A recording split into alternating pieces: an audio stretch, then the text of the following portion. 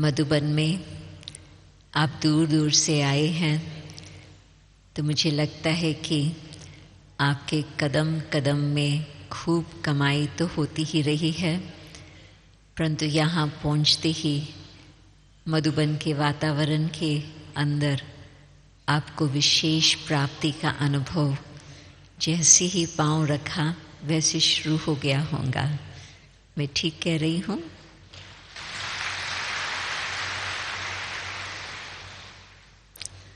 क्योंकि जैसे कोई मंदिर में जाते हैं तो उस स्थान पर हम देखते हैं कि कितना वातावरण से लोगों को मदद मिलती है। कोई ना उम्मीद जाता बस मंदिर तक पहुंचा और उस वातावरण में उसका उमंग उल्लास फिर से लौट के आया। यदि कोई कमज़ोरी महसूस होती तो मंदिर में जाने से उनको वो बल उस समय के लिए तो कुछ क्षण के लिए अनुभव होता।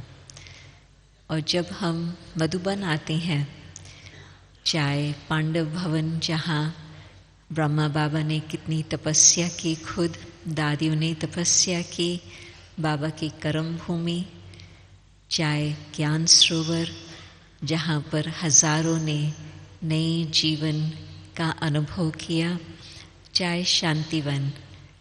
मैं आज थोड़ा हिसाब लगा रही थी कि शांतिवन की इतनी शक्ति का अनुभव क्यों होता, क्योंकि आप सोचो, मैं समझती शायद 97-98 में यहाँ लगातार कार्यक्रम चलते ही रहे हैं। उससे पहले भी कुछ शुरू हो चुके थे, परंतु जब यहाँ लगातार कार्यक्रम चलते रहे, अव्यक्त बाप दादा के साथ 25,000 लोग, वर्ष में 12 बारी 25,000 को आप गिनती करो, और भी तो बीच बीच में भी आते थे।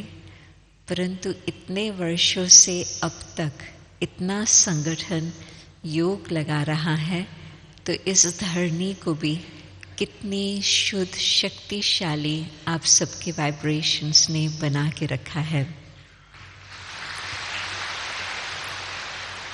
और उसका हम फल भी खुद भी अनुभव कर रहे हैं कि यहाँ आते ही और संसार की बातें भूल जाते और बाबा की सेवा और बाबा का ज्ञान और बाबा का परिवार, वही हमें अनुभव होने लगता। तो यहाँ पर अव्यक्त स्थिति का अनुभव करना और अशरीरी स्थिति का अनुभव करना बहुत बहुत बाबा ने सहज बना के रखा है। ये जैसे कि रनवे होता है ना एरोप्लेन के लिए, तो रनवे की जगह है जहाँ से प्लेन ऊपर सहज उड़ के ऊपर ऊंच चोटी तक पहुँच सके। तो अभ्यास हम शुरू करते हैं आत्म स्मृति से। जब आत्मा को एकांत खींचता है, हम एकांत प्रिय बनते हैं, और संसार में सभी ऐसे नहीं है, कुछ गिनती के ही होंगे जिन्हों को एकांत खींचता हो। परंतु बाबा के बच्चे अवश्य वो आत्माएं हैं जो एकांत प्रिय है। तो आप ऐसे स्थान पर आए हो जहाँ बेशक संगठन बड़ा है, परंतु अंदर ही अंदर एक के अंत में जाने का वो आपके पास लक्ष्य है। और उस एकांत में जाने से खुद की भी पहचान बढ़ती जाती, और जितनी जितनी आत्म स्मृति, आत्म स्थिति, उतना फिर बाबा के साथ भी हमारा घनिष्ठ संबंध होता जाता। जैसे रेडियो रिसीवर होता है, उसको ट्यून करना होता है राइट फ्रीक्वेंसी पर, इसी तरह से जितना जितना हम दिन भर आत्म स्मृति का अभ्यास करते हैं, फर्स्ट लेसन है, परंतु फर्स्ट लेसन का प्रैक्टिस बहुत आदि से अंत तक चलना होता। क्योंकि बीच में यदि थोड़ा सा ध्यान इधर उधर चला गया, देह भान में आ गए, तो फिर उसमें हमारी वो स्थिति नहीं होती जो हम बाबा की समीपता का अनुभव करें। कई बार यदि कोई कहता है कि मुझे वो अनुभव नहीं हो रहा है जो मैं चाहती हूँ, तो मुझे लगता है कि ये जो फर्स्ट स्टेप है आत्म स्मृति का, उस पर शायद इतना ध्यान नहीं। परंतु जैसे जैसे आत्म स्मृति पर हम ध्यान देते हैं, तो उस आत्म स्मृति से सहज ही जब आप योग में बैठेंगे, तो ये आत्म स्मृति चलती फिरती, न सिर्फ जब आप यहाँ आकर बैठें, परंतु चलते फिरते आप इस बात का अभ्यास करेंगे, तो फिर उस समय फिर जब बैठते हैं तो सहज आपको देह से न्यारी मैं आत्मा हूँ वो अनुभव होने लगेगा। नहीं तो कुछ आप बैठो तो कुछ टाइम लगता है, परंतु उस स्थिति में बैठो जबकि दिन भर आपका अभ्यास ये रहा है, मैं कौन, आंखें देखने वाली कौन आत्मा हूँ, कानों से सुनने वाली कौन मैं आत्मा हूँ, मुख से बोलने वाली कौन मैं आत्मा हूँ। जितना देह भान बिल्कुल स्मृति में ऐसे पक्का हो गया है, क्योंकि सारा जन्म, और न सिर्फ ये एक जन्म परंतु जन्म जन्मांतर इस बात का हमने बिल्कुल इतना अभ्यास किया है जो वो नेचुरल बन गया है। परंतु अभी हमको उसको रिवर्स करना होगा, उसको हम चेंज करें आत्म स्मृति का ध्यान रख करके। दिन भर में 2 बातें आपने कुछ समय लगातार आत्म स्मृति का अभ्यास किया है, कर्म इंद्रियों को भी आपने कंट्रोल किया है आत्म स्मृति के द्वारा, परंतु फिर भी 2 बातें आती है जो हमें फिर लगता है कि अभी और पुरुषार्थ करने की मार्जिन होती। ये जब संकल्प आता है कि मैं राइट हूँ, कभी किसको ये संकल्प आया है मैं राइट हूँ, सबको मेरी बात को मानना चाहिए क्योंकि मैं जानता हूँ ना मैं राइट हूँ, कभी आया है ये संकल्प? आप कहो न कहो, आप थोड़ा मेमोरी को, यादाश्त को वाइंड करो तो आपको याद आएगा कि कभी बच्चों के साथ आपने ये कहा होगा, कभी हमजिन्स के साथ कहा होगा, कभी घर पे, कभी काम पर, कभी फ्रेंड्स के साथ।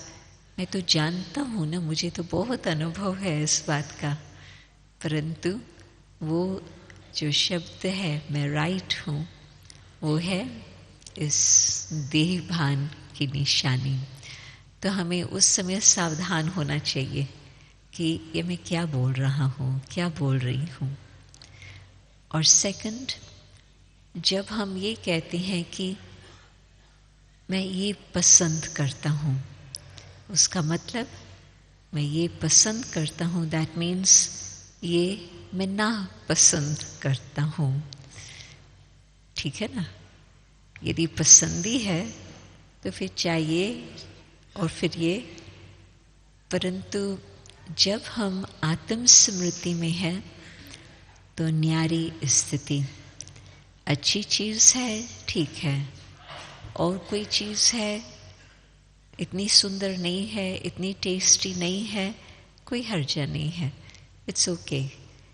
तो ये जो पसंदी की बात आती है, मुझे ये पसंद है, मुझे ये नापसंद है, तो आज कोई खाने की चीज़ के लिए या पहनने की चीज़ के लिए हम ये शब्द कहते, परंतु आगे चल करके हम मनुष्यों के लिए भी कहेंगे ये पसंद है, ये नापसंद है, तो उसमें तो आप सोचो कितना नुकसान हो सकता।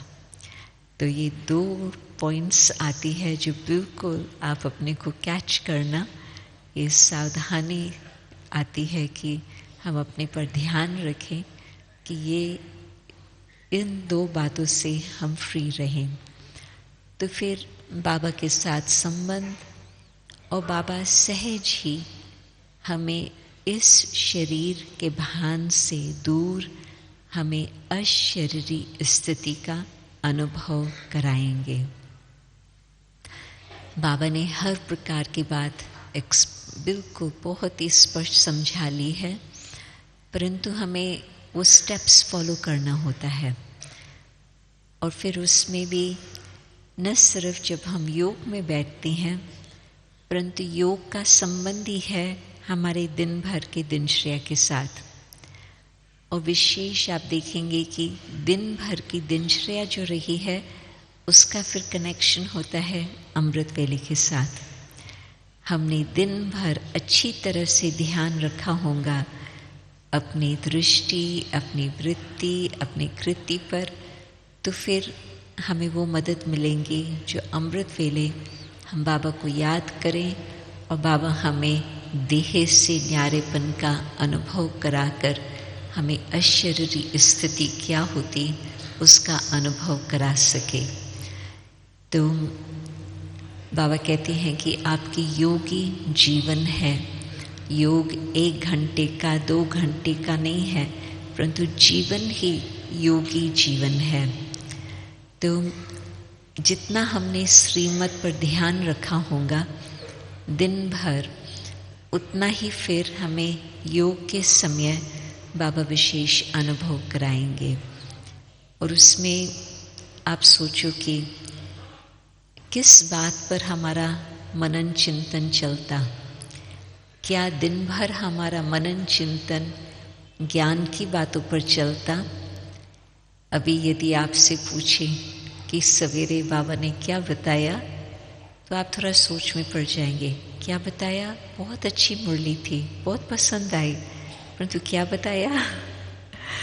और फिर स्लोगन क्या था और वरदान क्या था? तो देखो वो बात याद आते फिर वो खिसक जाती, भूल जाते।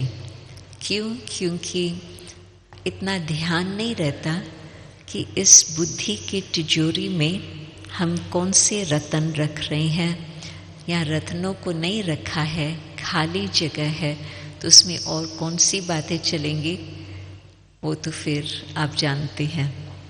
ऐसी बातें चलेंगी जो हम ये नहीं कह सकेंगे कि हाँ हमारी शुभ भावना, हमारी शुभ कामना दिन भर रहती नहीं, और अनेक फालतू बातें हमारी बुद्धि को भटकाती रहती।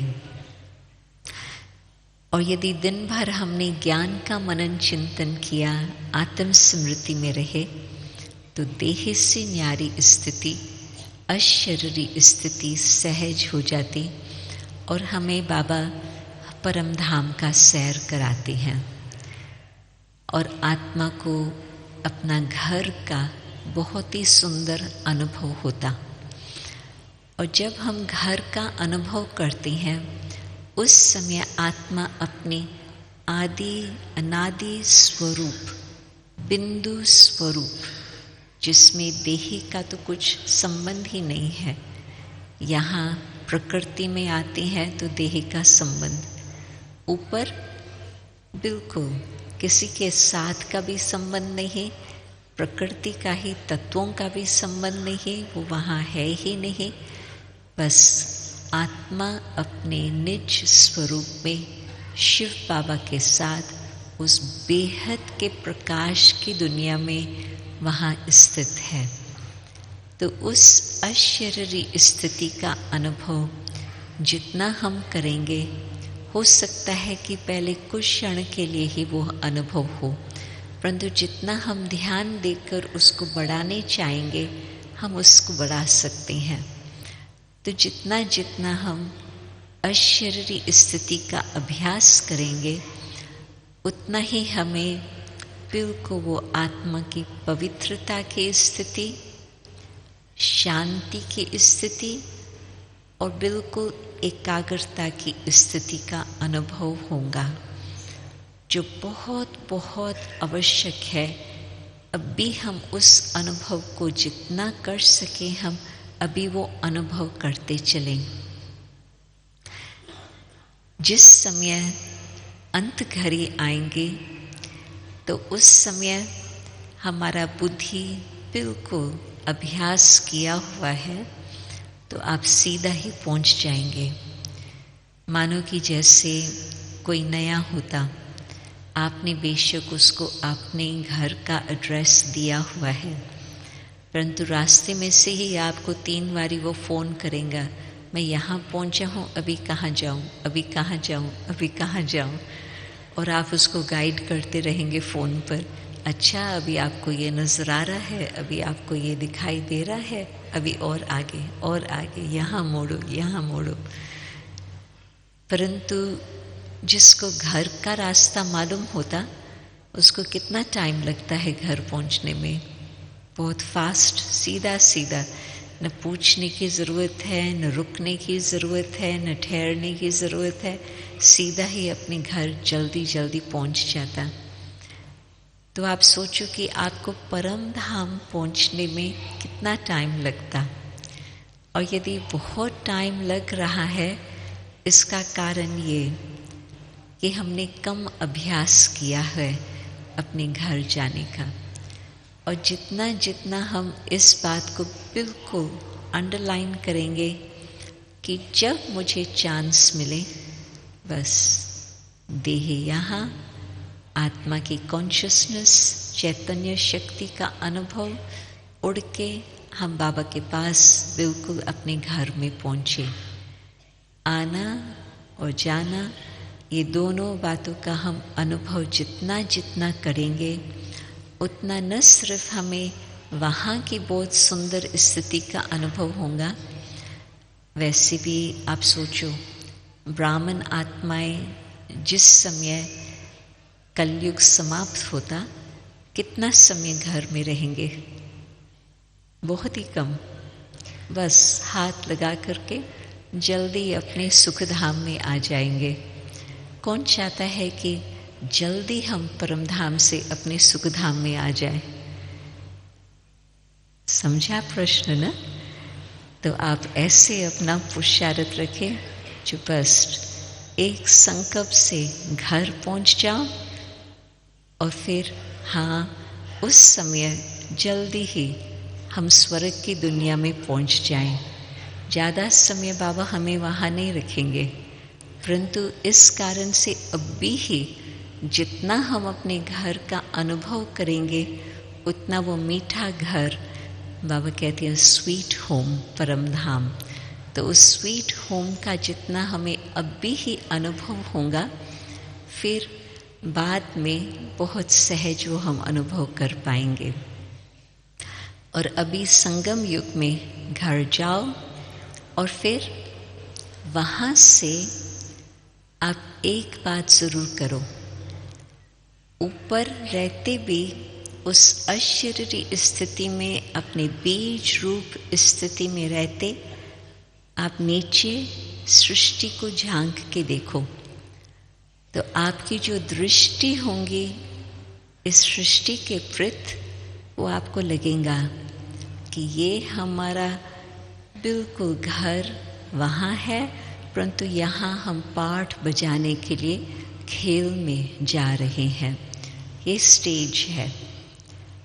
और ये जो आपका अनुभव होगा, जबकि कोई भी सिचुएशन आपके सामने आएंगी, आपको ये याद रहेगा, मेरा घर तो वहाँ, ये स्टेज, ये मेरा पार्ट, और साथ साथ ये अन्य आत्माओं का किस प्रकार से पाठ चल रहा है, आप साक्षी होकर के उन्हों के पाठ को भी देख सकेंगे। घर का अनुभव नहीं है तो हम समझते हैं कि यहाँ ही मेरा घर है, तो हम सब चीज़ों को पकड़ के रखते हैं अपने साथ। तो ये चीज़ें तो मेरे साथ नहीं चलने वाली हैं, ये शरीर भी मेरे साथ नहीं चलने वाला है।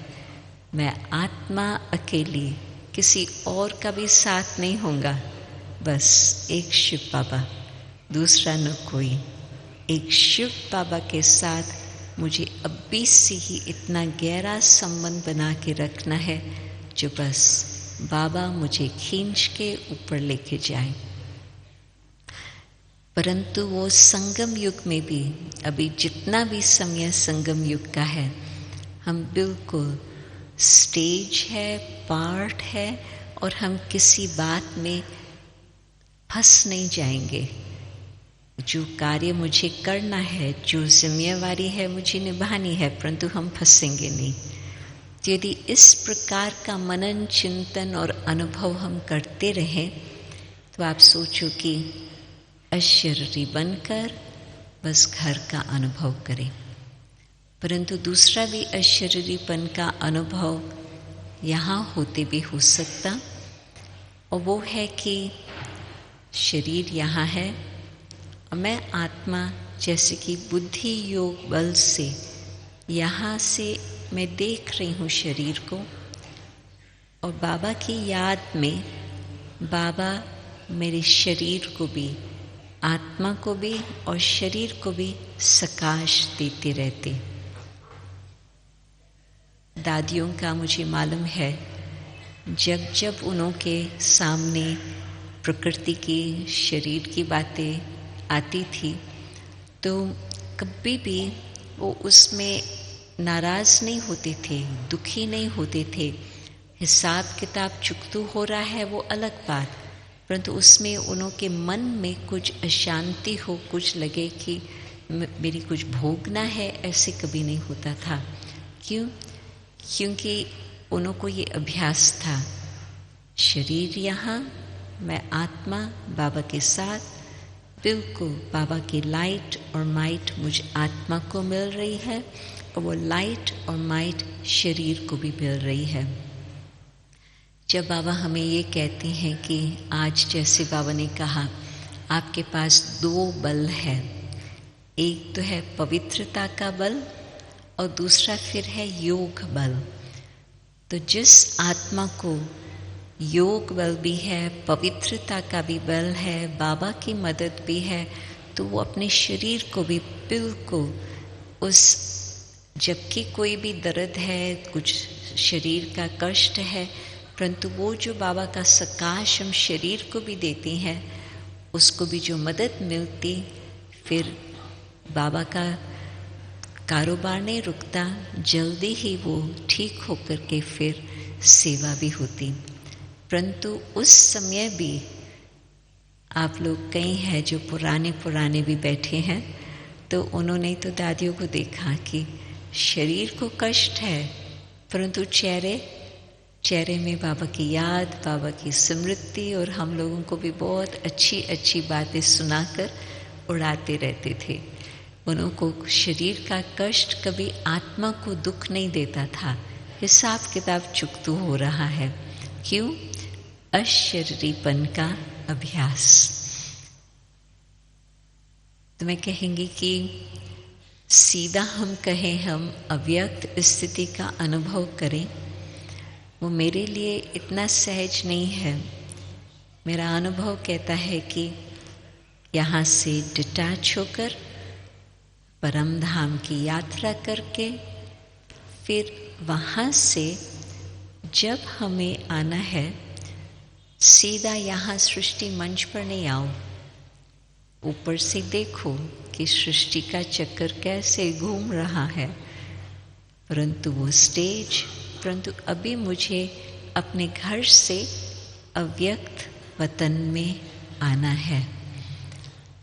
वहाँ पर मेरी मुलाकात होती है अव्यक्त ब्रह्मा बाबा के साथ, और अव्यक्त ब्रह्मा बाबा के साथ साथ शिव बाबा भी है। बाप दादा इकट्ठा ही कार्य कर रहे हैं आज तक, ऐसे नहीं कि अभी एक कर रहा है।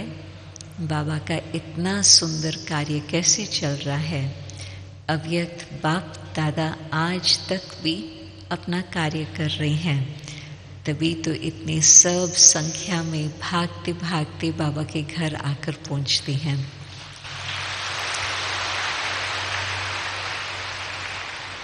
तो वतन में, सूक्ष्म वतन में हम देखते हैं अव्यक्त बाप दादा को, और उस अव्यक्त वतन में बाबा हमें भी न सिर्फ बीज रूप आत्मा को देखते, परंतु बाबा ने हमारे लिए चमकीला ड्रेस वहाँ तैयार रखा है।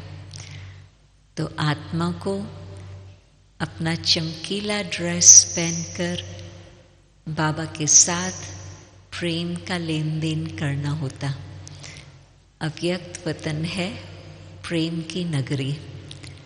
अव्यक्त वतन में अव्यक्त बाप दादा के साथ जो हम मुलाकात करते हैं, बाबा हमें बहुत ही प्रेम से आत्मा को भरपूर कर देता। उस प्रेम से जो कुछ भी पूर्व की ऐसी बातें हैं जिस कारण से आज तक भी थोड़ा थोड़ा कुछ मन में दर्द होता, वो प्रेम की शक्ति द्वारा वो सब मिट जाती। हीलिंग पावर है बाबा के प्रेम में। तो जो कुछ आत्मा के शरीर की हीलिंग, बाबा का सकाश, वो तो ठीक है। ऐसे नहीं कि आप दवाई खाना छोड़ दो। ऐसे मत समझना कि मधुबन आए हैं तो अभी मुझे ब्लड प्रेशर की दवाई नहीं खानी है। जो दवाई खानी है वो तो ज़रूर करना ही है, परंतु स्थिति की बात और मन की बात, अव्यक्त वतन में अपनी चमकीली ड्रेस को पहनकर वो एंजल स्वरूप का ड्रेस वो हमारे लिए तैयार है। आपको मालूम होगा जब बाबा साकार में थे तो शुरू में दादी गुलजार ने, मैं समझती दादी उस समय शायद 10-11 साल की होंगी, बहुत ज़्यादा बड़ी उम्र नहीं थी, परंतु उस समय उन्होंने देखा कि ऐसे कोई हमारे सामने है जिसके चेहरे से तो लगता है कि ब्रह्मा बाबा के समान है, परंतु जैसे ब्रह्मा बाबा है हड्डी मांस का, ऐसे नहीं, कुछ बहुत अलग सा एक रूई के समान वो उसको नज़र कुछ आता था। तो वो साक्षात्कार उनको 1-2 बारी हुआ। तो फिर इन्होंने जाके मम्मा को बताया कि मम्मा ये मुझे सामने आ रहा। तो मम्मा ने कहा कि वो कौन है? दादी तो छोटी थी, नहीं मालूम। अच्छा, दूसरी बार जब वो आए तो मुझसे पूछना कि आप कौन हो। तो नेक्स्ट टाइम जब वो साक्षात्कार हुआ, दादी ने पूछा कि संकल्प से ही सारा कारोबार चलता है वतन में, तो संकल्प था, तो कुछ जवाब नहीं मिला। तो उसने आकर के मम्मा को यही बताया। फिर मम्मा ने कहा अच्छा ठीक है, बाबा के पास चलते हैं। बाबा से पूछा, बाबा को बताया क्या दर्श है, तो बाबा से पूछा, तो बाबा कहता अच्छा ठीक है बच्ची, शिव बाबा को जब सुनाना होगा शिव बाबा आकर बताएंगे। और वो दिन चल रहे थे योग तपस्या के, क्योंकि उन दिनों में 3 दिन का साइलेंस, 10 दिन का साइलेंस, 1 मास का साइलेंस, इस तरह से उनका अभ्यास चलता रहा। तो जब वो लंबा समय का साइलेंस का प्रोग्राम था, उस बीच में ही दादी गुलजार को ये साक्षात्कार हुआ। और फिर थोड़े दिनों के बाद ही शिव बाबा ने ब्रह्मा बाबा के द्वारा बताया कि ये ही साकार ब्रह्मा अव्यक्त बनने वाले हैं और वो अव्यक्त स्वरूप सूक्ष्म वतन में है। परंतु समय अनुसार बाबा ने ये भी बताया कि जो भी बाबा के ब्राह्मण बच्चे हैं, हर एक का वो चमकीला ड्रेस वतन में है।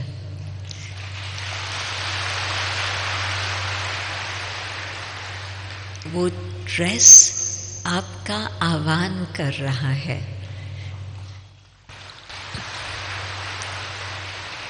और जब हम उस स्थिति में हैं जबकि परम धाम से हम आए, वतन में अव्यक्त बाप दादा के साथ मुलाकात कर रहे हैं, हम इस हड्डी मांस में वहाँ नहीं है, परंतु उस सुंदर फरिश्ता ड्रेस में हम हैं।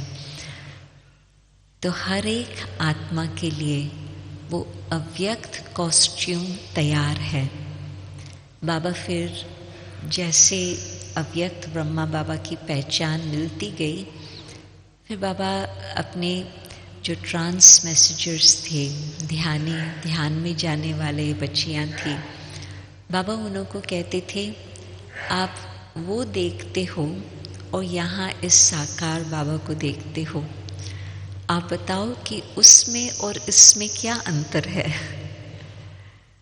और वो कहते थे शुरू में कि बाबा उसका बहुत लाइट नजर आता है, इसमें वो नानी कहते थे कि इसमें लाइट नहीं है, परंतु वो यही कहते थे कि बाबा वो तो बहुत ही सुंदर लाइट का स्वरूप, फरिश्ता स्वरूप है। तो बाबा इंटरनल अपना पुरुषार्थ क्या करते थे? बाबा का ये पुरुषार्थ साधारण नहीं था कि मुझे क्रोध नहीं करना है, मुझे व्यर्थ संकल्प नहीं करने हैं। ये बाबा ने तो इसको बिल्कुल एक धक से सब त्याग कर लिया, बाबा का बन गया। तो बाबा की तो तुरंत ही दिव्य बुद्धि, बेहद की बुद्धि, मैं सब आत्माओं का बाप हूँ, वो भावना आ गई। तो ये साधारण पुरुषार्थ की बातें बाबा के लिए नहीं थी। बाबा का ये पुरुषार्थ होता था कि जो जन्म जन्मांतर का कुछ भी है वो समाप्त हो जाए और साकार और अव्यक्त में कुछ फर्क नजर न आए। क्यों? क्योंकि यही साकार को अव्यक्त बनना है। तो जो लास्ट वर्ष में मेरा भाग्य था, जो बचपन से बाबा के साथ कई बारी मुलाकात रही, परंतु 1968 में जून मास, अक्टूबर मास और दिसंबर मास में बाबा के साथ मुलाकात होती रही। तो उसमें मैं तो देखती ही थी कि ये मानव नहीं, परंतु ये तो फरिश्ता है। और बाबा का बोल चाल, बाबा के नैन चैन बिल्कुल ऐसे रोशनी वाले थे जो बाबा की दृष्टि आत्मा को देह से पार ले जाने वाले। बाबा के बोल आत्मा को बहुत ऊंचा नशा चढ़ाने वाले। बाबा के एक एक कार्य में लगता था कि बाबा की कितनी बड़ी दिल, कितनी बेहद की दिल, कितनी बेहद की बुद्धि है। और बाबा जो वचन उच्चारण करते थे वो सत्य उसका स्वरूप हो जाता था। वो फिर डिटेल की बातें, परंतु ये प्रैक्टिकल इस साकार सृष्टि में एक चलता फिरता फरिश्ता नजर आते थे बाबा। परंतु बाबा सब अपने ब्राह्मण बच्चों को एक वरदान देते हैं, तत् त्वम आस्मि, जैसा बाप वैसे बच्चे। तो बच्चे भी अपना वो अनुभव कर सकते कि मेरे लिए जो बाबा ने वो ड्रेस तैयार करके रखी है, मैं वतन में उसको स्वीकार करके फिर बाबा ये नहीं कहेगा कि ये कॉस्ट्यूम यहाँ छोड़ के जाओ। बाबा कहते हैं ये तो आपकी ही कॉस्ट्यूम है, आप इस कॉस्ट्यूम को अपने साथ नीचे लेके आओ।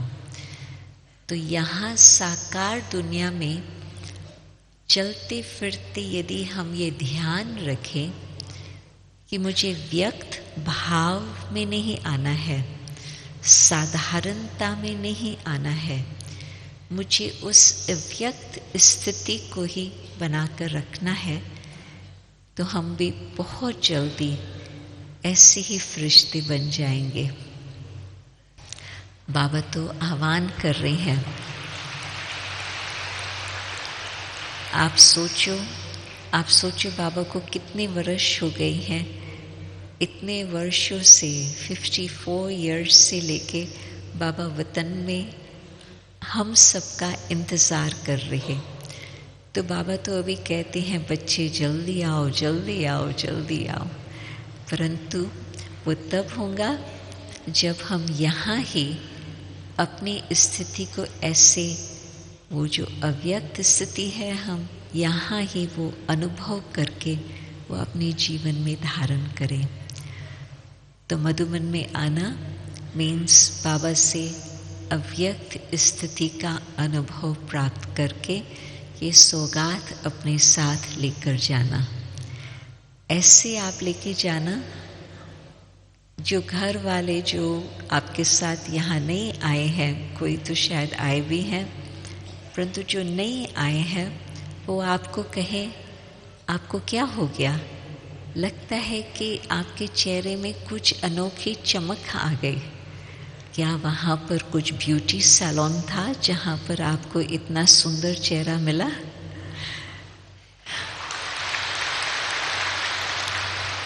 आपने वहाँ क्या किया जो आपका इतना सुंदर सब रूप रेखा बदली हो गई, इतना सुंदर आप बन करके आ गए? तो उन्हों को भी पता चलेगा कि शिव बाबा कर्तव्य क्या करते। शिव बाबा हर आत्मा को बिल्कुल शाम से सुंदर अभी ही बना रहे हैं अपने अव्यक्त रूप के द्वारा, अव्यक्त स्थिति धारण करके। तो अव्यक्त स्थिति में यहाँ पर भी हमें क्या पुरुषार्थ करना होगा? आप सोचो कि व्यक्त संसार है, फिर वो निराकारी और बीच में अव्यक्त वतन। हम कितना समय यहाँ रहते व्यक्त में और कितना समय हम अपनी बुद्धि योग से अव्यक्त का अनुभव करते। वो है हमारे पुरुषार्थ के ऊपर। यहाँ कुछ भी चल रहा हो परंतु मेरी स्थिति ऊपर की हो, उसमें कोई साधारण संकल्प नहीं। व्यर्थ संकल्प, नेगेटिव संकल्प तो बहुत नीचे की बात है, परंतु साधारणता में भी न आए। तो चलते फिरते हम एक एक को किस दृष्टि से देखें? उस अव्यक्त दृष्टि से देखें, उनको आत्मा के स्वरूप में देखें। हम जिस समय बोल रहे हैं, किस स्थिति से हम बोल रहे हैं? अव्यक्त स्थिति में कम बोलना, मीठा बोलना और धीरे बोलना होता। बाबा ने ये हमें स्लोगन कब का दिया हुआ है। तो अब हमें मधुबन में चांस है, जो घर पे हमें चांस नहीं मिलता, यहाँ मधुबन में हमें चांस मिलता है इन सब बातों का प्रैक्टिस करने का। तो आप ये प्रैक्टिस करना, तो आप देखना कि बाबा जब वतन से मिलने आएंगे, और ऐसे नहीं कि बाबा तो हमने वीडियो पर देख लिया, नहीं, मधुबन की विशेषता ये है कि आपको ज़रूर वो फीलिंग आएंगी कि अव्यक्त बाबा हमसे मिल रहे हैं, परंतु आपको तब वो फीलिंग आएंगी जबकि आपने अपनी अव्यक्त स्थिति को अभ्यास किया होगा। जैसे बाबा का सदा ध्यान रहता था कि यहाँ होते मैं अपनी स्थिति को ऊंचा बना के रखूं, ताकि जो कुछ यहाँ की बातें हैं वो बिल्कुल छूट जाए, हिसाब किताब यहाँ से फिनिश हो जाए। व्यक्त भाव, व्यक्त स्थिति आपका कर्म बंधन बनाते और बढ़ाते जाएंगे। अव्यक्त स्थिति आपको कर्म बंधन से मुक्त करती जाएंगी। तो आप सोचो हमें क्या चाहिए? बंधन मुक्त बने या और अपने बंधन में युक्त होकर के हम और अपने बंधन को बढ़ाते जाएं। तो हमें अपनी अव्यक्त स्थिति अब भी ही बनानी होगी। उसमें आप सोचो कि एंजल्स का, फरिश्तों का क्या यादगार होता। एक तो कहते हैं कि उन्हों को पंख होते हैं, दूसरा कहते हैं कि उन्हों के धरती पर पाँव नहीं होते हैं। तो वो तो भक्ति का स्थूल रीति से यादगार, हर बात में भक्ति ने हर बात को स्थूल बना लिया, परंतु अपने लिए तो यह है सूक्ष्म की बातों का पुरुषार्थ। तो हमारा पाँव धरती पर न हो, बाबा का कहना है कि ये देह है धरती, क्यों? क्योंकि ये 5 तत्वों का ही बना हुआ पुतला है, तो धरती जो बनी हुई है वो खींचती है। रिसेंटली बाबा की मुरली में ये बहुत इंटरेस्टिंग बात थी कि आत्म स्मृति कितनी सहज बात है, परंतु क्यों हमें कठिन लगता?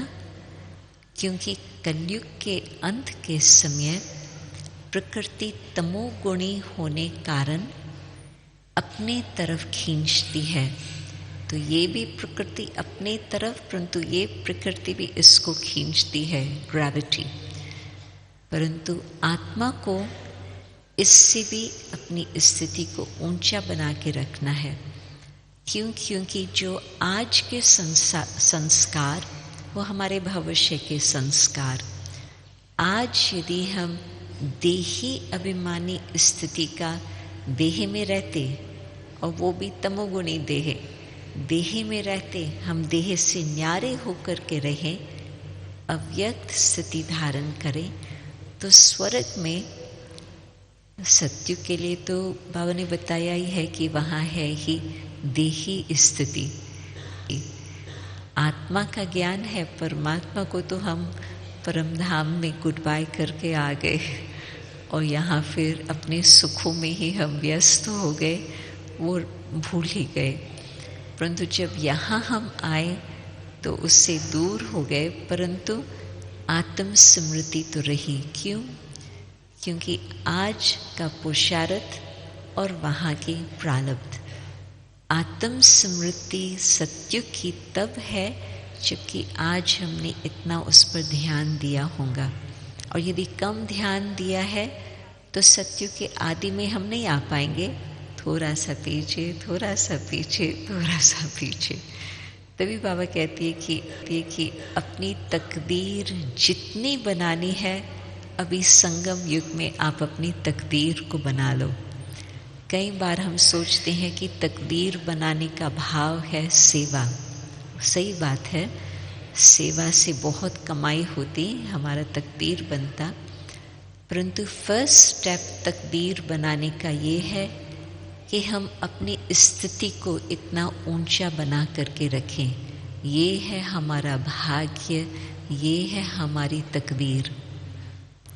तो जब हम इतना ध्यान रखते हैं आत्म स्मृति पर, तो ये देह और धरती हमें नीचे नहीं खींच सके, तो हम वो अव्यक्त वतन का अनुभव कर सकते और अपना अव्यक्त रूप भी धारण कर सकते। आप सोचो कि जिन्होंने दादियों को देखा है, कितनी भी आयु बड़ी हो, परंतु कम से कम वो 18 घंटा सेवा करती। किसी ने आज मेरे से पूछा कि क्या हमें लिमिट रखनी चाहिए, 8 घंटा हम सेवा करें? मैंने कहा नहीं, लिमिट नहीं रखो, जो सामने बात आए वो सेवा आप करते चलो। हाँ, शरीर का भी ध्यान रखना है, वो तो ठीक है, ठीक से नींद भी आए, ठीक से भोजन भी मिले, परंतु आप लिमिट मत रखो। परंतु दादियों का तो एग्जाम्पल यही रहा कि 18 घंटा उन्होंने सेवा की और थकते नहीं थे। लास्ट तक भी बड़ी दादी के पास हम जाते थे 10:15, 10:30, और दादी उस समय मुरली पढ़ रही होती थी नेक्स्ट डे की तैयारी के लिए। तो दादी उसको कहती थी, ये है हमारी गीता पाठशाला, रात्रि क्लास। तो हम दादी के संग, दादी वो पहले का प्रश्न उत्तर और लास्ट में धारणा की बातें वो हम लोगों को सुनाती थी, और दादी का चेहरा उस समय चमकता होता था। दादी जानकी का भी देखा, दरवाज़ा खुला हो रहता था लेट नाइट तक, परंतु क्यों? क्योंकि उन्होंने अपना अव्यक्त रूप धारण करके उसका ही अनुभव कर रहे थे, अभ्यास कर रहे थे। स्थूल शरीर को नहीं अनुभव करते थे, अपने अव्यक्त स्थिति का अनुभव करके वो साकार में होते, उनका अव्यक्त रूप का अथक सेवाधारी रूप चलता रहा। तो हम भी आप सोचो कि थोड़ी सेवा करके हम थक गए, मतलब कि हमने अभी तक ये नहीं सीखे कि अव्यक्त रूप धारण करके कैसे हम चलें। क्योंकि एंजल सिर्फ ऊपर से प्रकाश नहीं देते, परंतु यहाँ इस धरती पर आकर के वो कार्य करते। तो अब एंजल कौन? एंजल कौन? आप सोच रहे हैं? फरिश्ता कौन? फरिश्ता बस थोड़े से ही आपने शायद अभी तो समझा है प्रश्न। हम सब बाबा के बच्चे वही एंजल है, वही फरिश्ते हैं जिनका इतना यादगार विश्व भर में चलता रहता है। क्यों? क्योंकि फरिश्तों ने, देवताओं ने पूर्व जन्म में सेवा की, तभी उनका नाम आता है देने वाले देवता। परंतु फरिश्ते अथवा एंजल संगम युग में सेवा करते, उनका वो यादगार आता कि जिस समय किसी भी व्यक्ति को कुछ भी कष्ट होता, उनको एंजल का साक्षात्कार होता और एंजल जैसे कि उनको मदद कर रहा है। एंजल उनको तबीयत को ठीक कर रहा है। कईयों ने मुझे ये अनुभव सुनाया होगा कि ब्रह्मा बाबा, उनको मालूम नहीं है कि ये ब्रह्मा बाबा है, परंतु जिस समय 14 साल के थे, 21 साल के थे, ये कई विदेशियों ने मुझे अनुभव सुनाया कि हम तो उस समय अपने लौकिक कार्य में ही व्यस्त थे, परिवार में थे, परंतु कुछ बीमारी आई, कुछ इस तरह से एक्सीडेंट हुआ और वो हॉस्पिटल में है। और हॉस्पिटल में कोई सफ़ेद धारी वस्त्रधारी उनको सामने आकर के कुछ ऐसे जादू का लकड़ी चलाता अथवा कुछ उनको ऐसे प्यार से उनको मसाज करता, वो फिर ठीक होने लगते। फिर वो ढूंढने लगते वो डॉक्टर कौन था जो मेरे पास आया, तो उनको कोई पहचान वाला ऐसे नहीं मिलता।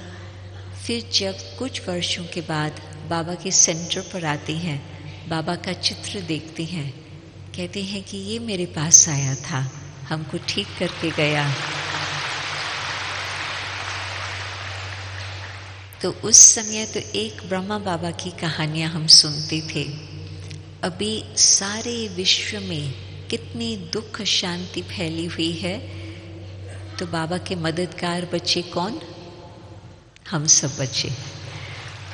तो हम सबको अपना अभी ऐसी स्थिति बनानी है जो स्थूल बातों से बुद्धि ऊपर चले गई, कोई भी स्थूल आकर्षण भी न हो, परंतु कोई भी स्थूल बात का फिक्र अथवा चिंता भी न हो। इन सब बातों से ऊपर आप परमधाम का अनुभव करें, अशरीरी स्थिति का, और वहाँ से आप वतन में आकर के फिर अपना फरिश्ता रूप धारण करके फिर यहाँ इस साकार दुनिया में जिसको जो ज़रूरत है, जैसे आप सब बाबा के मैसेंजर्स बनकर उन आत्माओं को वो आप सकाश देते हो, उनको मदद देते हो। अभी आप हमारे साथ में कमेंट्री थोड़ी करेंगे 5 मिनट के लिए। हम परमधाम का सैर और फिर वतन का सैर करके फिर नीचे आएंगे। तो किस रूप में आएंगे? अव्यक्त स्वरूप में।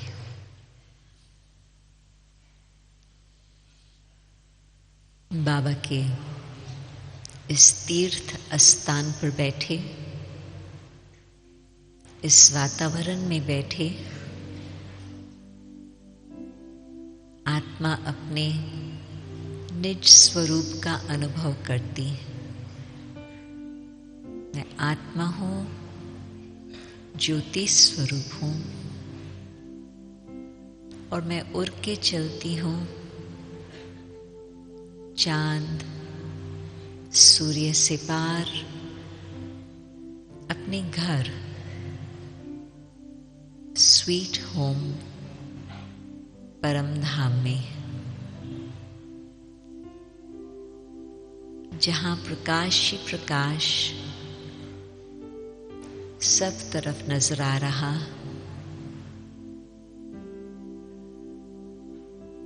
कोई दीवार नहीं, कोई हद नहीं, और यहाँ मेरा मीठा शिव बाबा मुझे बुला रहा। आत्मा का परम आत्मा के साथ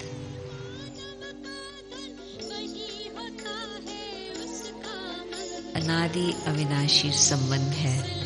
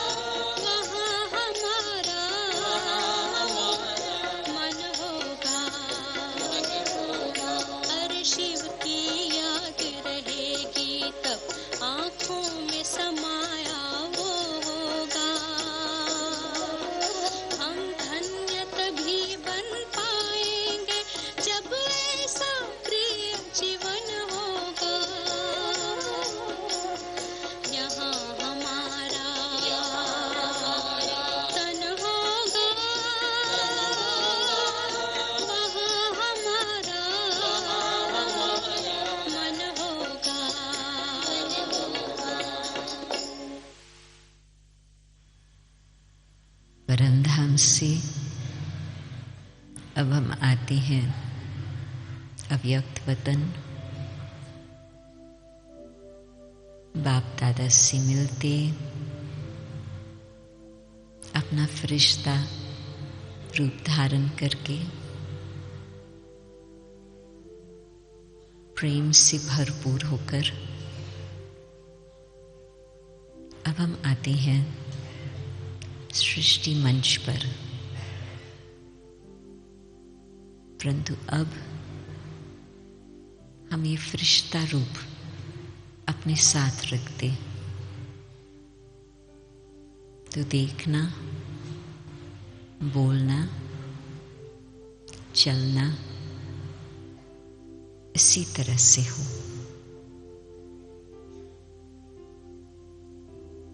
ओम शांति।